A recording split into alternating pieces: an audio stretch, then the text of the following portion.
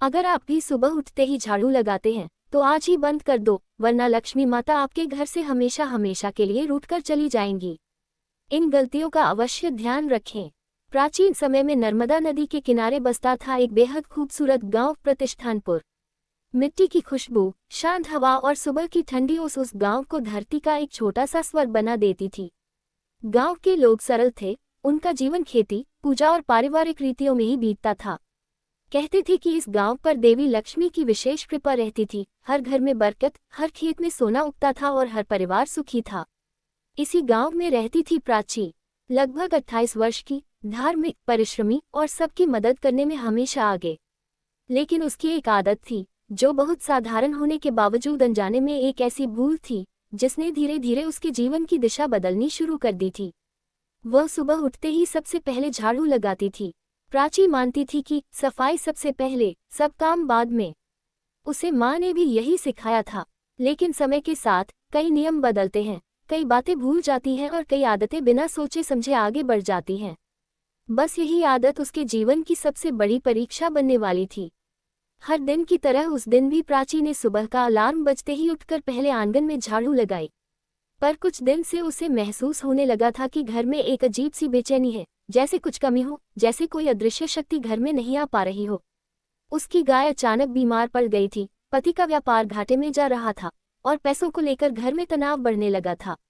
लेकिन वह समझ नहीं पा रही थी कि आखिर गलती कहाँ हो रही है। उसे लगता, मैं तो रोज पूजा करती हूँ, दीपक जलाती हूँ, आखिर फिर ऐसा क्यों? सिर्फ प्राची ही नहीं, पूरे गांव में कुछ न कुछ अजीब हो रहा था। किसानों की फसल पर अचानक कीट लगने लगे थे। कुछ लोगों के घरों में अचानक कलह बढ़ने लगी थी।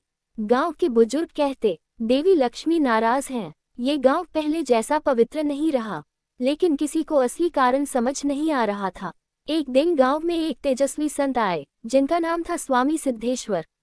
लंबी सफेद दाढ़ी, तेजस्वी आंखें और माथे पर चमकता चंदन का तिलक, उन्हें देखते ही लोगों के मन को शांति मिल जाती थी। गांव वाले उनके पास दौड़े और पूछा, महाराज जी, हमारे गांव में ये सब क्या हो रहा है? क्यों हमारे घरों में बरकत कम हो गई? क्यों व्यापार में घाटा है? क्यों लक्ष्मी माता रूठ गई हैं? संत ने आंखें बंद कर थोड़ी देर ध्यान लगाया, फिर बोले, तुम सबने वह भूल दोहराई है जो कभी नहीं करनी चाहिए थी।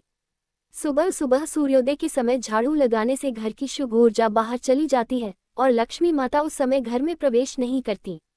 जो भी यह गलती करे उससे माता रूठ जाती हैं। गांव वाले हैरान थे। प्राची के चेहरे पर अचानक पसीना आ गया। उसे लगा ये बात सिर्फ उसके लिए ही कही गई हो। वह सोचती रही, क्या सच में मेरी इस आदत से माता रूठ गई है? क्या मैं ही अपने घर की बरकत रोक रही हूँ?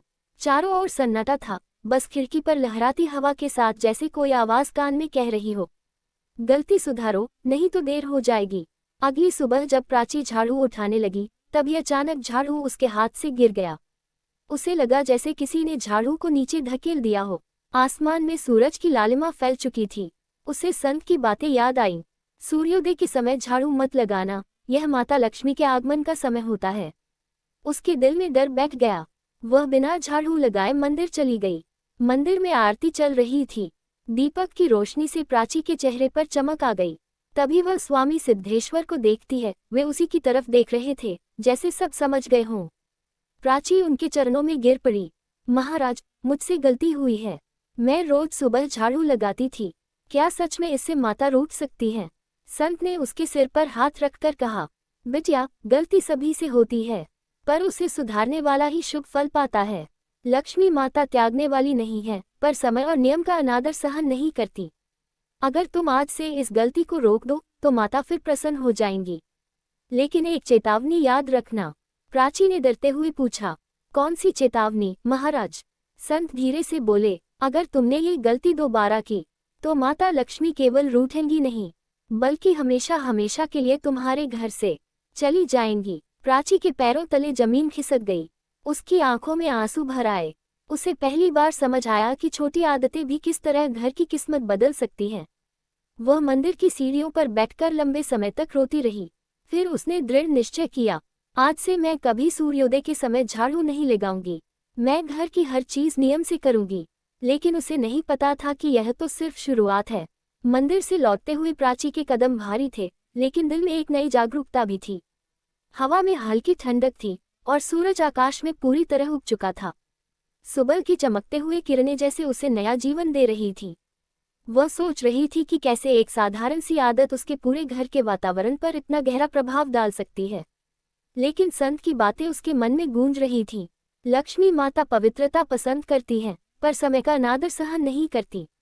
घर आते आते उसकी आंखें थोड़ी नम थीं, लेकिन वह डरी नहीं, बल्कि दृढ़ निश्चय कर चुकी थी। जब वह घर पहुंची तो उसने देखा कि घर का माहौल आज थोड़ा अलग था। आगे रखी तुलसी में हल्की सी चमक थी, मानो हवा में कोई शुभ संकेत हो। अंदर जाते ही उसकी पति आदित्य ने उसे देखा और पूछा, प्राची, आज तुम झाड़ू नहीं लगा रही, सब ठीक है ना? प्राची ने धीमी आवाज में कहा, आदित्य, मुझे लगता है कि हमसे कुछ गलतियां हो रही थीं। गांव में आए संत ने बताया है कि सुबह सुबह झाड़ू लगाना अशुभ होता है, इससे बरकत चली जाती है।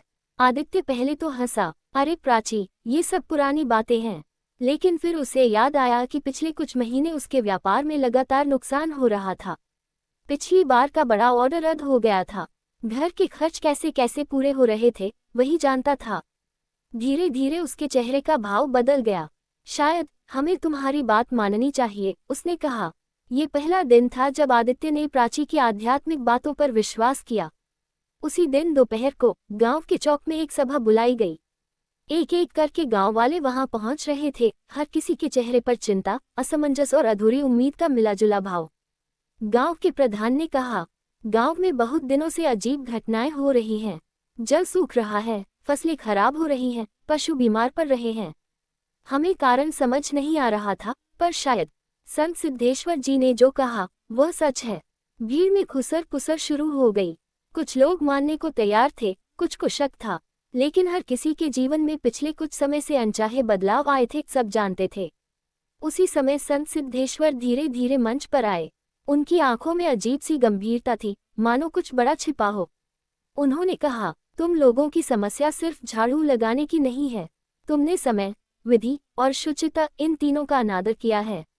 जहां ये तीनों टूटते हैं, वहां लक्ष्मी माता का प्रवाह रुक जाता है। गांव में सन्नाटा छा गया। भीड़ में से बुजुर्ग दादाजी रुकमन खड़े हुए, जो गांव के सबसे पुराने और आदरणीय व्यक्ति थे।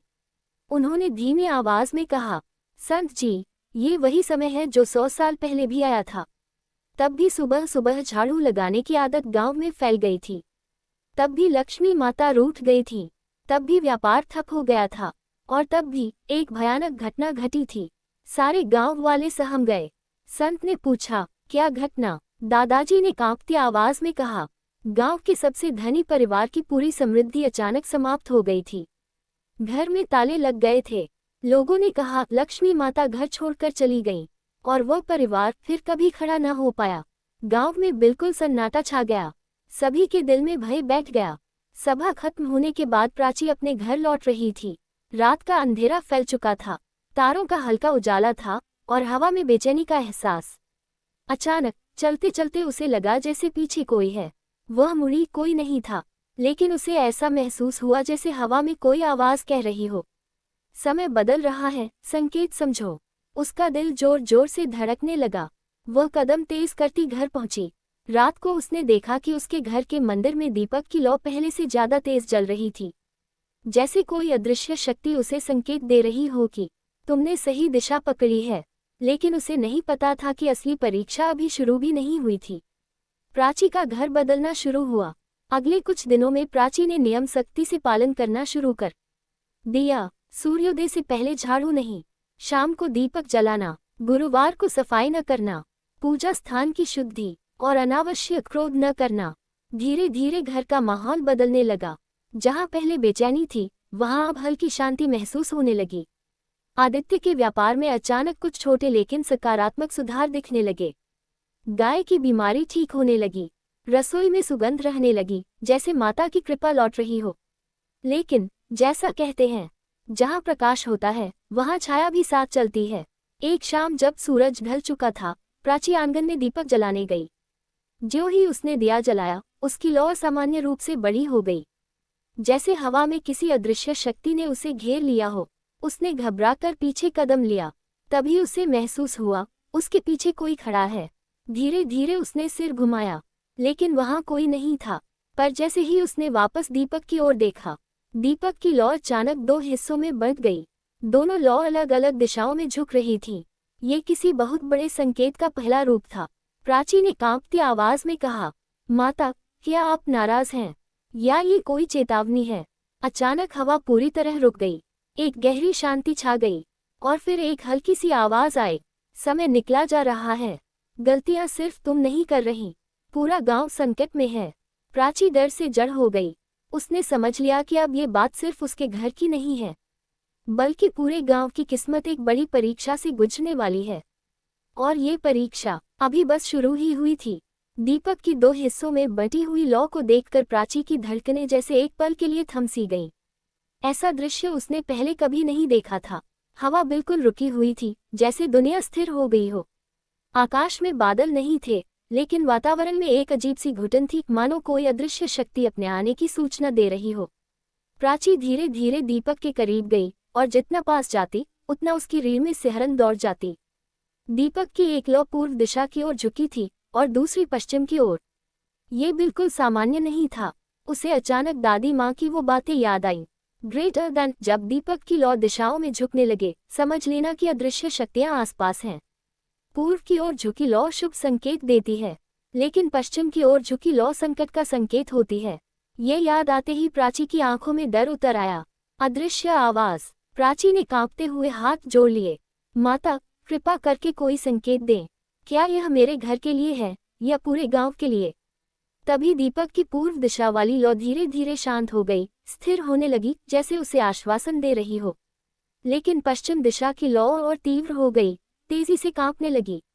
उस कांपती हुई लौ के साथ अचानक हवा में एक हल्की सी फुसफुसाहट गूंजी, इतनी धीमी कि यदि कोई और होता तो शायद सुन भी न पाता।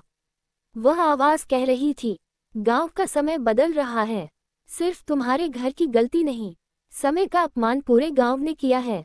प्राची वही जमीन पर बैठ गई। आंसू खुद ब खुद बहने लगे। माता, कृपा करके बताएं मैं क्या करूं? मुझे कैसे बचाना है अपने घर को और अपने गांव को? दीपक की लौ अचानक शांत हो गई और फिर अचानक बिजली जैसी चमक हुई, आसमान फटने जैसी आवाज हुई। मगर यह आवाज आंगन में नहीं, प्राची के अंदर गूंजी, जैसे किसी ने उसके मन में बात कही हो। सही समय पर सही कर्म, गलत समय पर किया गया पुण्य भी पाप बन जाता है। प्राची समझने की कोशिश कर रही थी। ये संदेश साधारण नहीं था।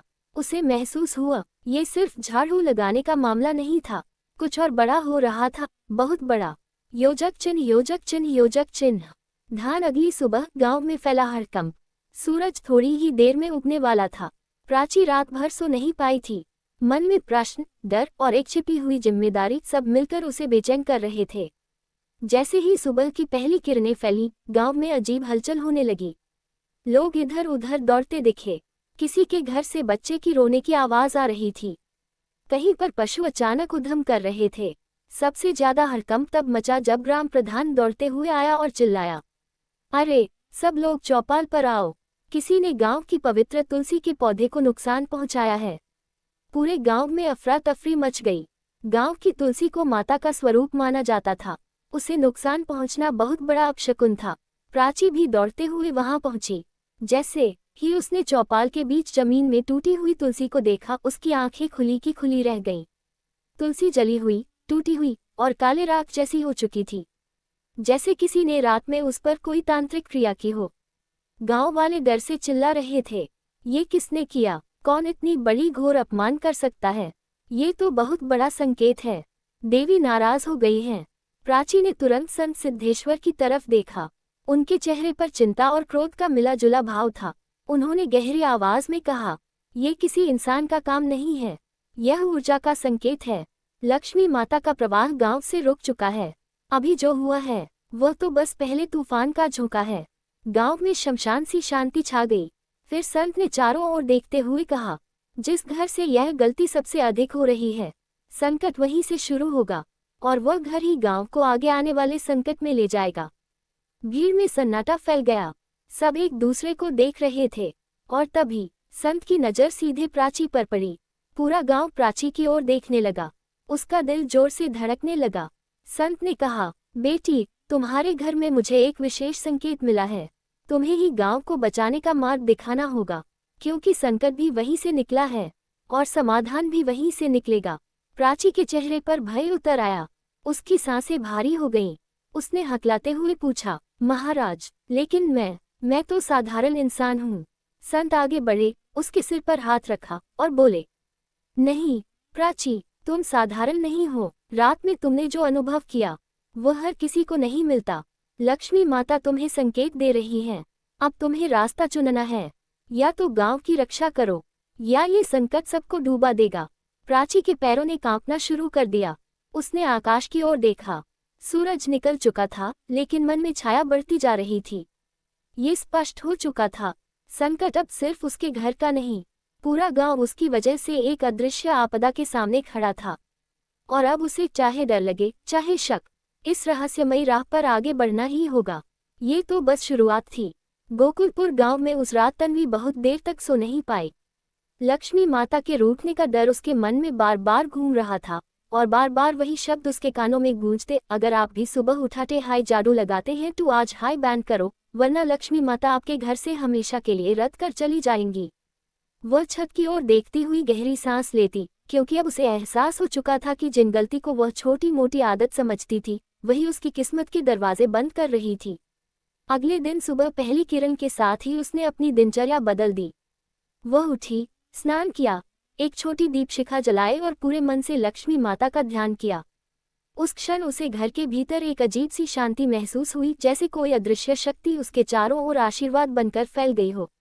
उसने झाड़ू उठाने के लिए हाथ बढ़ाया, फिर अचानक रुक गई। उसे कल रात योगमाया की बताई हुई बात याद आ गई कि सूर्योदय होते ही झाड़ू लगाना घर से सौभाग्य को दूर कर देता है। तन्वी ने झाड़ू को वापस रखा और तय किया कि वह अब उस नियम को कभी नहीं तोड़ेगी। तभी उसके दरवाजे पर दस्तक हुई। बाबा त्रिलोचन खड़े थे, वही वृद्ध साधु जिन्होंने वर्षों पहले उसके पिता को भी मार्गदर्शन दिया था। उनकी आंखों में गहराई थी, जैसे उन्हें सब कुछ पता हो। उन्होंने कहा, बेटी तन्वी, देवी स्वयं उनका मार्ग बदल देती है जिनके अंदर सुधार करने की शक्ति होती है। तुम सही राह पर हो, लेकिन ध्यान रहे, लक्ष्मी माता सिर्फ स्वच्छता नहीं, सच्चाई, कृतज्ञता और सम्मान से भी प्रसन्न होती हैं। बाबा की बात सुनते ही तन्वी की आंखें नम हो गईं। उसे पहली बार लगा कि वह सच में बदल रही है और उसका घर भी अब सच में बदलने वाला है। उसने बाबा के चरण छुए और प्रण किया कि वह न सिर्फ अपनी आदतें सुधारेगी, बल्कि गांव की अन्य महिलाओं को भी इन नियमों का महत्व बताएगी। उसी क्षण हवा की हल्की सी लहर चली और ऐसा लगा जैसे घर के किसी कोने से कपूर की खुशबू उठी हो, मानो माता लक्ष्मी ने अपनी उपस्थिति दर्ज कराई हो। तन्वी ने अपने भीतर आने वाले इस बदलाव को सिर्फ महसूस ही नहीं किया, बल्कि उसे अपने व्यवहार और कर्मों में भी उतारने लगी। उसी दिन दोपहर को वह अपने आंगन में बैठी थी, जहां हल्की हल्की धूप पत्तों से छनकर गिर रही थी।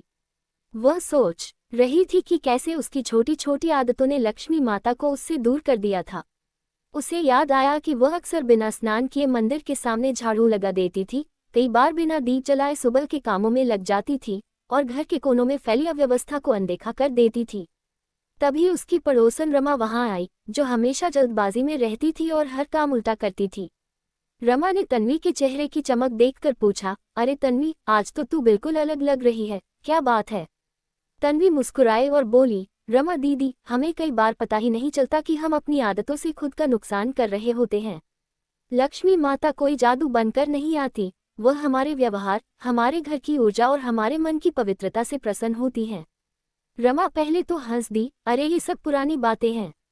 लेकिन जैसे ही तन्वी ने उसे विस्तार से समझाया कि सुबह उठते ही झाड़ू लगाना, गंदगी को कोनों में जमा रखना, तिरछे बर्तनों को खाना खाने के बाद छोड़ देना और शाम के समय दीप न जलाना, ये सब कैसे घर की सकारात्मक शक्ति को नष्ट कर देते हैं, रमा का चेहरा गंभीर हो गया।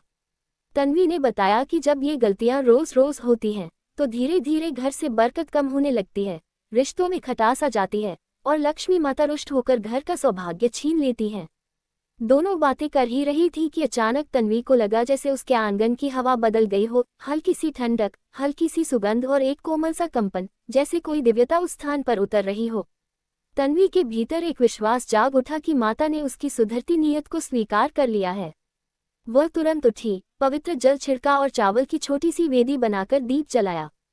उस दीप की लौ बिना हिले स्थिर जल रही थी, जो इस बात का संकेत था कि देवी की कृपा धीरे धीरे वापस उसके घर की ओर लौट रही है। रमा ये दृश्य देखकर चुप हो गई। अब उसे भी एहसास हुआ कि शायद वह भी अनजाने में ऐसी ही गलतियां कर रही है। उसने तन्वी का हाथ पकड़कर कहा, बहन, तू चाहे तो मुझे भी सही रास्ता दिखा सकती है। तन्वी मुस्कुराई, क्योंकि यही वह क्षण था जब उसकी कहानी सिर्फ उसके घर तक सीमित नहीं रही, अब उससे पूरे गांव की किस्मत बदलने वाली थी। रमा के मुंह से ये शब्द सुनकर तन्वी कुछ पल के लिए स्तब्ध रह गई, क्योंकि उसने कभी सोचा भी नहीं था कि वह किसी और के लिए मार्गदर्शक बन सकती है।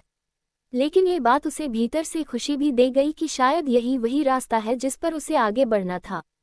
उसने रमा को अपने आंगन में बैठाया और धीमे स्वर में बोली, दीदी, मैंने भी ये सब बातें अभी अभी समझी हैं, लेकिन अगर हम आज से ही अपनी आदतें बदल लें, अपने घर में सकारात्मकता लाएं, तो लक्ष्मी माता जरूर प्रसन्न होंगी। रमा उसकी बातों को गहरी निगाह से सुनती रही। उसे भी याद आने लगा कि उसका घर पिछले कुछ महीनों से लगातार मुश्किलों से घिरा था। पति का व्यापार ठप, बच्चों का पढ़ाई में मन न लगना, घर में रोज झगड़ा और चिंता का माहौल। शायद वह भी वही गलतियां कर रही थी जिसके कारण घर की ऊर्जा असंतुलित हो गई थी। रमा की आंखों में पश्चाताप उभर आया। तन्वी ने उसे वह सबसे महत्वपूर्ण बात दोहराई, अगर आप भी सुबह उठाते हाई झाड़ू लगाते हैं तो आज हाई बैंड कर दो, वरना लक्ष्मी माता आपके घर से हमेशा के लिए रद्द कर चली जाएंगी। इन गैल्टिन का अवश्य ध्यान रखें। रमा ये सुनकर कांप गई, क्योंकि वह रोज सूर्योदय से पहले बिस्तर से उठकर झाड़ू लगा देती थी। उसे कभी किसी ने ये नियम नहीं बताया था। तन्वी ने उसका हाथ पकड़कर कहा, दीदी, घबराए मत। देवी उन लोगों से कभी नहीं रूठती जो सच में सुधार करना चाहते हैं। रमा की आंखों से आंसू बह निकले और उसने तन्वी से निवेदन किया कि वह उसे भी वही नियम बताए जो उसने अपनाए हैं। और तभी उसी क्षण गली से 3 और महिलाएं, सुनीता, कविता और बुजुर्ग गौरी माँ वहां आ पहुंची। उन्हें भी तन्वी के आंगन से उठती अद्भुत सुगंध और शांति का आभास हो रहा था। सुनीता ने कहा, तन्वी बहू, आज तुम्हारे घर से कुछ अलग ही उजाला दिख रहा है। क्या तुम हमें भी बता सकती हो कि यह कैसा परिवर्तन है? तन्वी ने उन्हें अंदर आने के लिए कहा और सबको बैठाकर वह हर नियम, हर गलती और हर परिवर्तन को बहुत शांत स्वर में समझाने लगी। कैसे दीपक का प्रकाश घर की नकारात्मक ऊर्जा को समाप्त करता है, कैसे बिखरी हुई चीजें बरकत को रोक देती हैं, और कैसे सुबह सुबह झाड़ू लगाना घर के सौभाग्य को किनारे कर देता है। महिलाएं ध्यान से सुनती रहीं और उन्हें भी यह बात समझ आने लगी कि यह सिर्फ धार्मिक नियम नहीं, बल्कि जीवन की ऊर्जा से जुड़ी वास्तविकताएं हैं। धीरे धीरे तन्वी के आंगन में और भी महिलाएं आने लगीं। कुछ अपने दुख लेकर आईं, कुछ अपनी परेशानियां लेकर, और कुछ सिर्फ ये देखने की आखिर इस घर में ऐसा क्या बदल गया है। तन्वी को लगा जैसे उसका घर एक छोटे से मंदिर की तरह बन गया हो जहां लोग समाधान ढूंढने आते हों। उसने सभी से कहा, देवी की कृपा पाने का पहला रास्ता है मन और घर की पवित्रता। अगर हम अपने घर में ही अशुद्ध ऊर्जा जमा कर दें तो भला देवियां हमसे प्रसन्न कैसे होंगी। सभी महिलाएं सिर हिलाकर उसकी बात से सहमत हुईं, और फिर जैसे किसी अदृश्य प्रेरणा से तन्वी ने निर्णय कर लिया कि वह इस परिवर्तन को पूरे गांव तक पहुंचाएगी।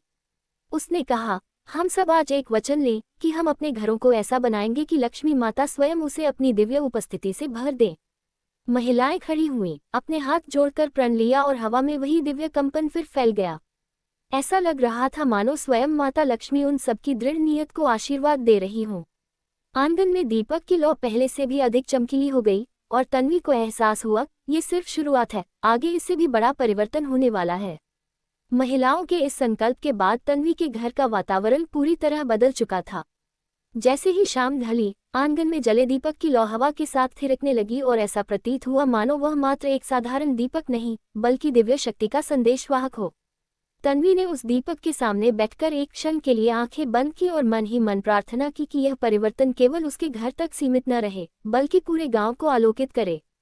तभी एक हल्की सी सरसराहट हुई, और उसके कानों में किसी स्त्री की मधुर परंतु गंभीर आवाज गूंज उठी, जिस घर में पवित्रता, श्रद्धा और सदाचार के दीप जलते हैं, वहां लक्ष्मी कभी रूठकर नहीं जाती। तन्वी की आंखें खुली, लेकिन कोई दिखाई नहीं दिया।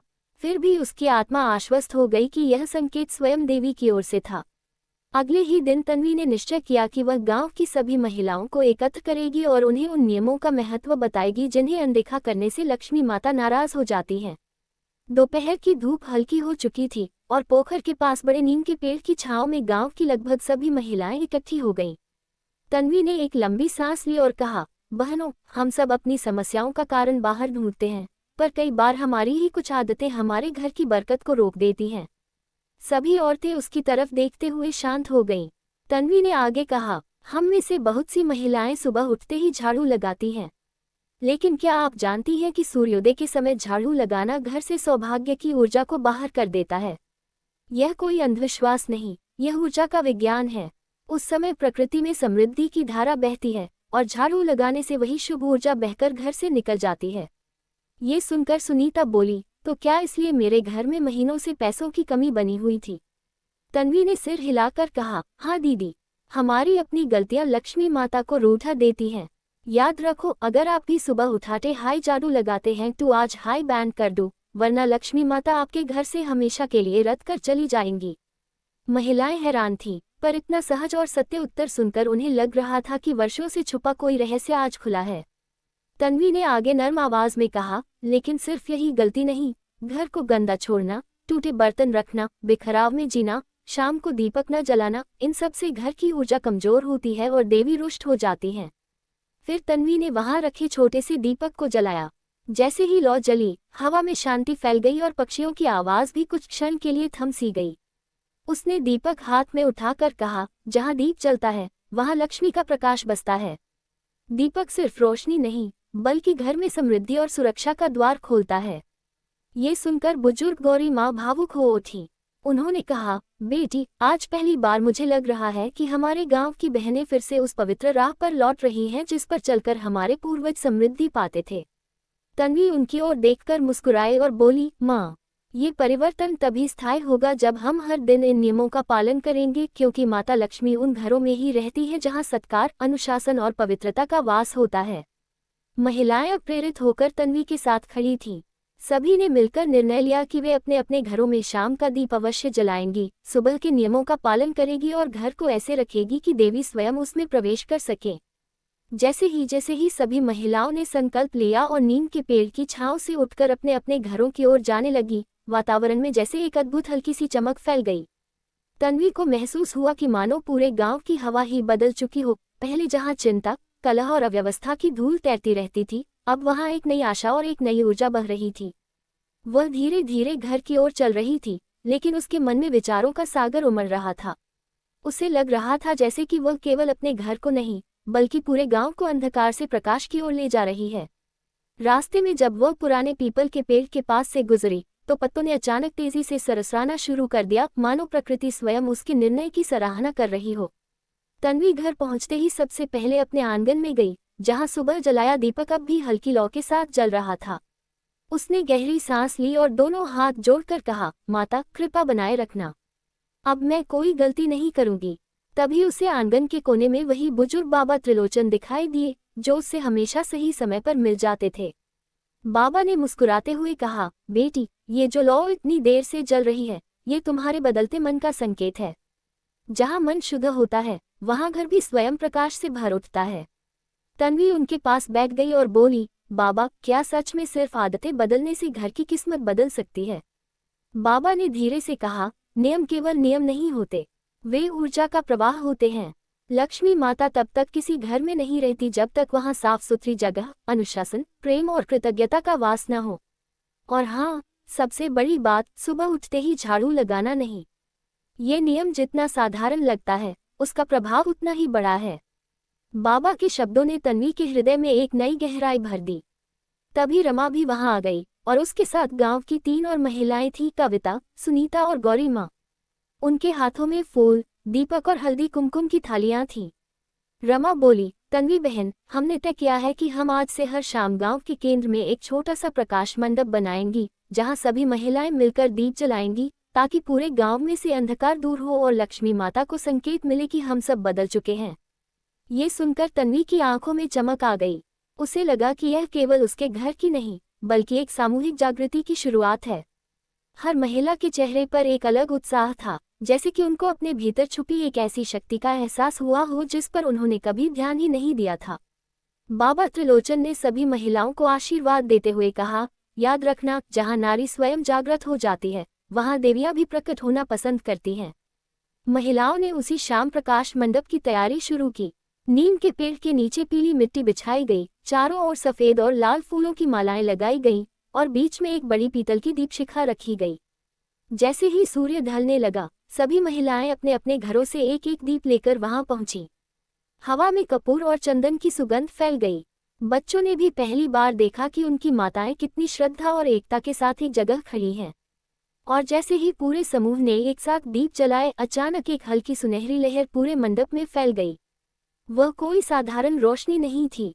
तन्वी ने अपनी आंखों में हल्की नमी के साथ वह दृश्य देखा। उस लौ की चमक में जैसे माता लक्ष्मी की झलक दिखाई दे रही थी। यह ऐसा क्षण था जो पूरे गांव के लिए यादगार बन गया। महिलाएं इस चमत्कारी परिवर्तन को देख हैरान थीं, लेकिन उनके दिलों में बस एक ही भावना थी, कृतज्ञता। तन्वी को उस क्षण ये पूरी तरह समझ आ गया कि जब स्त्री अपने घर को पवित्र करती है, जब वह नियमों का पालन कर ऊर्जा को संतुलित रखती है, तभी देवी लक्ष्मी स्थायी रूप से उसके घर में वास करती हैं। और ये तो बस प्रारंभ था, आगे गांव में होने वाला परिवर्तन इससे भी बड़ा था। प्रकाश मंडप में उस दिन जो दिव्यता प्रकट हुई थी, उसने पूरे गांव के माहौल को ही बदल दिया था। अगले ही दिन सुबह जब सूरज की पहली किरण गोकुलपुर की पगडंडियों पर पड़ी, तो गांव की हवा में एक अलग ही ताजगी थी, जैसे रात भर में किसी अदृश्य शक्ति ने हर घर को पवित्रता से धोकर नया बना दिया हो। लोग अपने अपने आंगनों में निकले तो उन्हें कुछ ऐसा महसूस हुआ जो उन्होंने वर्षों से नहीं महसूस किया था, शांति। वह शांति जो केवल तब उतरती है जब घरों में सकारात्मक ऊर्जा का प्रवाह होने लगता है। तन्वी अपने आंगन में खड़ी थी और उसने देखा कि उसकी तुलसी चौरा की पत्तियां हल्की जुगनू जैसी चमक रही हैं। यह कोई साधारण चमक नहीं थी, यह उस घर में लौटती समृद्धि और आशीर्वाद का संकेत था। उधर गांव की महिलाएं भी जाग चुकी थीं, और पहली बार उन सभी ने एक नियम का पालन किया, सुबह के समय झाड़ू नहीं लगाई। हर किसी के मन में वही वाक्य गूंज रहा था, अगर आप भी सुबह उठाते हाय झाड़ू लगाते हैं तो आज हाय बैंड कर दूं, वरना लक्ष्मी माता आपके घर से हमेशा के लिए रद्द कर चली जाएंगी। ये वाक्य अब केवल तन्वी का नहीं था, ये पूरे गांव का मंत्र बन चुका था। सुबह सुबह ही बाबा त्रिलोचन ने गांव की चौपाल पर सभी को बुलाया। जब सब बैठ गए तो बाबा ने कहा, कल रात जो प्रकाश प्रकट हुआ, वह केवल दीपकों की रोशनी नहीं थी, वह आपकी नियत की रोशनी थी। लक्ष्मी माता वहीं आती हैं जहां लोग अपने घर और मन दोनों को पवित्र रखते हैं। फिर बाबा ने एक और रहस्य बताया, जिसे सुनकर महिलाएं गहरी सोच में पड़ गईं। जब घर में सुबह सुबह झाड़ू लगती है, तो समय प्रकृति में बहने वाली समृद्धि लहर कट जाती है। इसी वजह से घर में बरकत नहीं टिकती। इसलिए यह नियम बहुत प्राचीन है, सुबह के शुभ समय में झाड़ू मत लगाओ। महिलाओं ने सिर झुकाकर यह बात स्वीकार की। गांव की सबसे बुजुर्ग महिला गौरी माँ ने अपनी साड़ी ठीक करते हुए कहा, बाबा, आज पहली बार लगता है जैसे हमारे पुरखों की परंपराओं में कितना गहन ज्ञान छिपा था, हमने ही इन्हें हल्के में ले लिया। रमा ने तन्वी का हाथ पकड़कर कहा, अगर तू हमें ये सब न बताती तो शायद हम अब भी अपनी ही गलतियों में उलझे रहते। तभी अचानक एक हल्की हवा चली और पास रखी पीतल की घंटी अपने आप बज उठी। एक मीठी सी आवाज चौपाल में फैल गई। सभी एक क्षण के लिए चुप हो गए। बाबा मुस्कुराए और बोले, ये देवी की उपस्थिति का संकेत है। अब गांव की हर महिला के भीतर आत्मविश्वास की एक नई लौ जल चुकी थी। वे समझ चुकी थी कि घर को सिर्फ सजाने से नहीं, नियमों का सम्मान करने से बरकत आती है। तन्वी आगे आए और बोली, बहनों, आज से हम सब अपने घरों में सिर्फ एक काम नहीं बल्कि एक आशीर्वाद को अपनाएंगे। शाम को दीप जलाएंगे, सुबह झाड़ू नहीं लगाएंगे और घर में पवित्रता का वातावरण बनाएंगे। जब नीयत शुद्ध होती है तो लक्ष्मी माता भी मुस्कुराती हैं। महिलाओं ने एक स्वर में कहा, हाँ, हम सब करेंगे। और उसी क्षण चौपाल की धूप में एक छोटे से चांदी चौपाल में वह उत्साह और एकता का दृश्य देखने के बाद तन्वी के मन में एक अजीब सी दृढ़ता जन्म ले चुकी थी। अब ये सिर्फ उसका व्यक्तिगत परिवर्तन नहीं रहा था, ये पूरे गांव की चेतना का जागरण बन चुका था। जब महिलाएं अपने संकल्प के साथ वापस घरों की ओर लौटी, तो गांव की पगडंडियों पर चलते चलते उनके कदमों में एक नई ऊर्जा साफ झलक रही थी। हर कोई जानता था कि आने वाले दिनों में उनका गांव वैसा नहीं रहेगा जैसा वर्षों से रहा था। तन्वी चौपाल से लौट रही थी, तभी उसने देखा कि चौपाल के कोने में रखा वह पुराना चांदी का छोटा सा घंटा, जो बरसों से बिना स्पर्श के पड़ा था, हल्का हल्का चमक रहा था, मानो किसी ने अभी अभी उसे पूजा में इस्तेमाल किया हो। उसने पास जाकर देखा तो उस पर हल्की सुनहरी रोशनी पड़ रही थी और घंटा पहले से कहीं अधिक उजला दिखाई दे रहा था। वह पल तन्वी के लिए संकेत जैसा था कि माँ लक्ष्मी ने सच में गोकुलपुर की स्त्रियों के सामूहिक भाव को स्वीकार कर लिया है। घर पहुंचते ही तन्वी ने देखा कि उसकी रसोई से हल्की सी मीठी सुगंध उठ रही है, जैसे किसी ने ताज़ा प्रसाद चढ़ाया हो। हैरानी की बात यह थी कि सुबह किसी ने रसोई में कुछ बनाया भी नहीं था। उसने धीरे से कहा, माता, क्या यह आपकी कृपा का संकेत है? और उसी समय उसकी तुलसी माँ की पत्तियों पर 2 छोटे छोटे ओस के मोती चमक उठे, मानो जवाब दे रहे हों कि हाँ, परिवर्तन शुरू हो चुका है। उधर गांव की अन्य महिलाएं भी अपने घरों में चमत्कार जैसे बदलाव देख रही थीं। रमा ने देखा कि जिस नीले कमरे में महीनों से उदासी और कलह का वातावरण था, आज उसमें धूप पहले से ज्यादा चमकीली आ रही है। उसकी छोटी बेटी, जो पिछले कुछ महीनों से बिना वजह उदास और चिड़चिड़ी रहती थी, आज सुबह स्वयं मुस्कान के साथ उठी। रमा की आंखें नम हो गईं, उसे लगा, ये वही सकारात्मक ऊर्जा है जो कल रात से पूरे गांव में बह रही है। सुनीता, जिसे हमेशा धन की कमी की चिंता रहती थी, उसने पाया कि उसकी रसोई में रखे पुराने पीतल के बर्तन अचानक पहले से ज्यादा चमकदार दिख रहे हैं। वह समझ गई कि यह संकेत है कि घर की समृद्धि लौटने लगी है। कविता ने बताया कि जो तुलसी पौधा लगातार मुरझाता जा रहा था, उसमें आज नई कोपलें उगाई हैं। गौरी माँ ने भावुक होकर कहा, बेटियों, आज